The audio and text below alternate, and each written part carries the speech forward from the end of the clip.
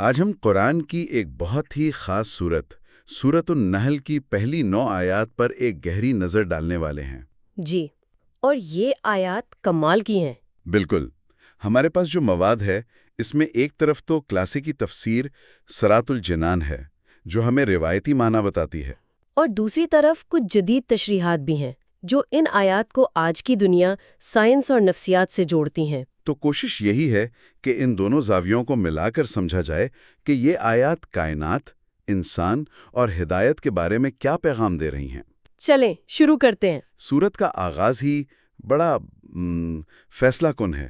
آیت کہتی ہے اتا امر اللہ فلا تستعجلوہ، یعنی اللہ کا حکم آ پہنچا، اس کی جلدی نہ کرو۔ جی، مجھے اس میں سب سے دلچسپ بات یہ لگتی ہے کہ ایک آنے والے واقعے کے لیے ماضی کا لفظ استعمال ہوا ہے، اتا یعنی آ گیا۔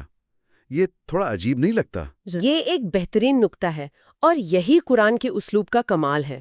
دیکھیں، عربی زبان میں جب کسی چیز کے ہونے کا یقین 100% ہو تو اس کے لیے ماضی کا صیغہ استعمال کرتے ہیں۔ اچھا۔ یہ کہنے کا انداز ہے کہ یہ کام تو سمجھیں ہو ہی گیا۔ اس کا مطلب ہے کہ قیامت کوئی ایسی چیز نہیں جس کے ہونے میں کوئی شک ہو، وہ تو ایک طے شدہ حقیقت ہے۔ تو یہ ایک طرح سے لسانی تاکید ہے۔ بالکل۔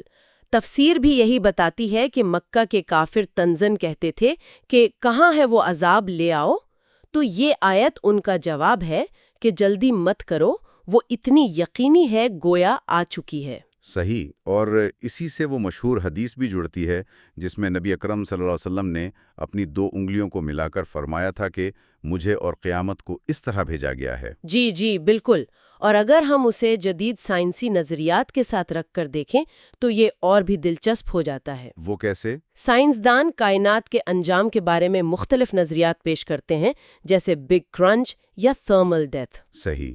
نظریہ کوئی بھی ہو، سب اس بات پر متفق ہیں کہ اس کا ایک طے شدہ انجام ہے۔ قرآن کا یہ ماضی کا صیغہ استعمال کرنا اسی سائنسی حتمیت کی طرف اشارہ کرتا ہے کہ کائناتی اسکرپٹ لکھا جا چکا ہے۔ واہ، یہ تو ایک بالکل نیا زاویہ ہے۔ جی، اور پھر فوراً اگلی آیت میں وحی کی بات ہوتی ہے اور اس کے لیے روح کا لفظ استعمال ہوتا ہے۔ یہ بہت ہی خوبصورت استعارہ ہے۔ بہت زیادہ۔ لیکن روح کا لفظ تو زندگی سے جوڑا ہے نا؟ بالکل۔ تو کیا اس کا مطلب یہ ہے کہ وحی کے بغیر انسان روحانی طور پر مردہ ہے؟ یہی اس کا مرکزی نقطہ ہے۔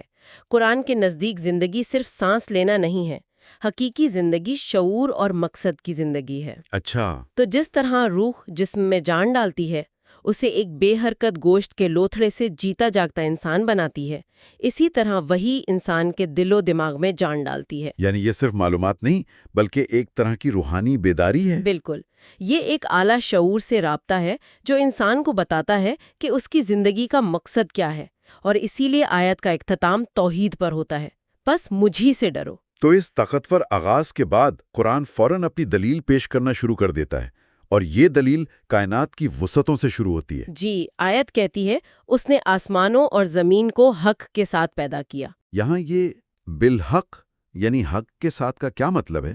اس کا مطلب ہے کہ یہ کائنات بے مقصد یا اتفاقی نہیں ہے، اس میں ایک گہری حکمت ہے۔ آج سائنس ہمیں یہی بتا رہی ہے۔ یعنی یہ جو نیچرل لاز ہیں، جی، کشش ثقل سے لے کر کوانٹم فزکس تک، ہر چیز ایک ناقابل یقین حد تک منظم نظام کا حصہ ہے۔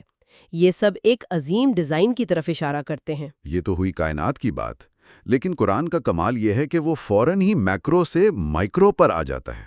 جی بالکل۔ کائنات کی وسعتوں سے سیدھا ہمارے اپنے وجود کی گہرائیوں میں۔ اگلی ہی آیت کہتی ہے اس نے انسان کو ایک نطفے سے پیدا کیا، پھر وہی کھلا جھگڑالو بن گیا۔ یہ آیت انسانی نفسیات پر ایک گہری چوٹ ہے۔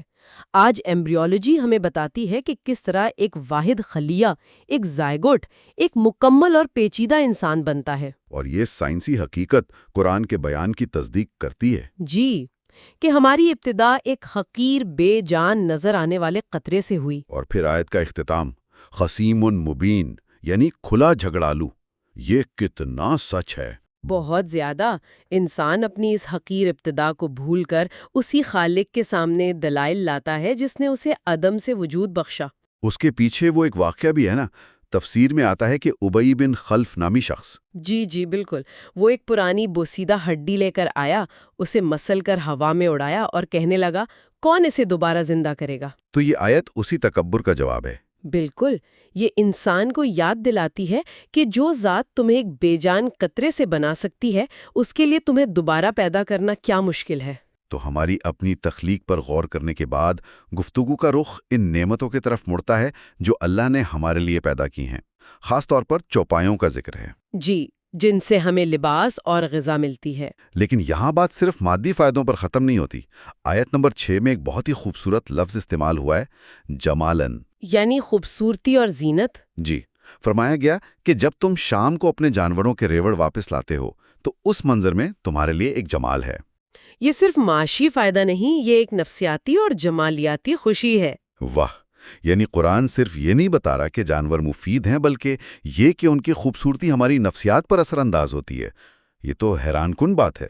بالکل، اور یہ 1400 سال پرانی آیت آج کی سائنس کی تصدیق کر رہی ہے۔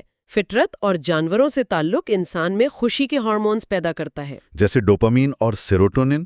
جی ہاں، یہ اللہ کی نعمت کا ایک اور پہلو ہے کہ اس نے صرف ہماری ضرورتیں نہیں بلکہ ہماری ذہنی تسکین کا سامان بھی کیا ہے۔ اور جب جانوروں کی بات ہو رہی ہے تو تفسیر میں جانوروں کے حقوق پر بھی بہت زور دیا گیا ہے۔